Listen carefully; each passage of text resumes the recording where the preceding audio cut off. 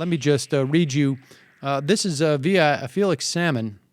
A Tom Friedman quote from Davos, a speech he gave just to... the Arab Spring is failing. Now, I haven't confirmed that this is an actual quote, but Felix Salmon's there, and he's saying that this is a quote from one of the speeches, I think, or panels that Tom Friedman gave. The Arab Spring is failing not for lack of bandwidth, but for the lack of human understanding that can only be forged when someone is 15 minutes late for breakfast and you say, thank you for being late. We'll be back in a moment. Let me just say that the Arab Spring is failing not for lack of bandwidth, but for the lack of human understanding that can only be forged when someone is 15 minutes late for breakfast and you say, thank you for being late. One of the highest I want $1 million for coming up with that thought and disseminating that thought. I want $1 million. Matt Taibbi is actually having a contest asking people what the fuck that means.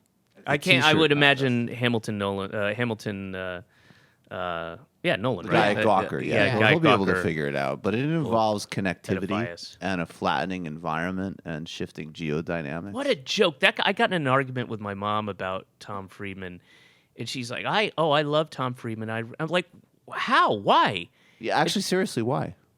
She just thought he had some really interesting things to say, and it's just garbage. It's meaningless garbage, and some of it is false. You know what I think? Actually, one of the reasons that some people really love him so much is because, and people always joke about the cab. You know, I got on a cab in Amman and blah blah blah. I think that the fact that he uses those anecdotes in articles that always just end up validating people's prejudices anyways is great. I think that that's a big part of his popularity. Well, that's not just him. That's definitely not just anybody him, that's left or right, speaking to... I absolutely. I think it's true, but it's a little more subtle. Like there's this way in which he makes people feel like, oh, well, now I'm an expert in Jordan because I read Thomas Friedman's column. And it just so happens to coexist with this sort of vague. He's in the New York Times, okay, right. And so he has all the cachet of the New York Times, and he's had it for years, which gets you to a certain place, and then. But he doesn't take a stand on anything. Oh, he did during the Iraq War. I mean, and on globalization. That's how he first. And on globalization. Yeah. I mean, you're right.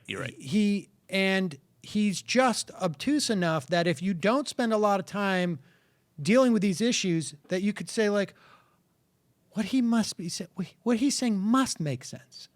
I mean, he's a New York Times columnist, so if you don't understand what he's talking about, the vast majority of people would just assume, like, that's on me, not on him. That's the same can be said of David Brooks too, or yes, but he's in the same genre. But Tom Friedman barely identifies as, he's just sort of like liberal-ish. He doesn't promote it in the way that Brooks does. Brooks promotes being a conservative. Tom Friedman never talks about, like liberal ideas, promoting liberal ideas. Brooks will self-identify as a conservative. Right. Tom Friedman will, if pressed, will say, probably liberal-leaning, but he doesn't in his columns ever use that.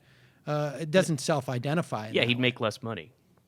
He'd be less popular and make less money. Right. But I mean, of course, for him, he's married to a billionaire heiress of a mall fortune. Mall chain. Yes. Yeah. So he's not. So well deserved. Oh, yeah. He's earned it. I mean, come on.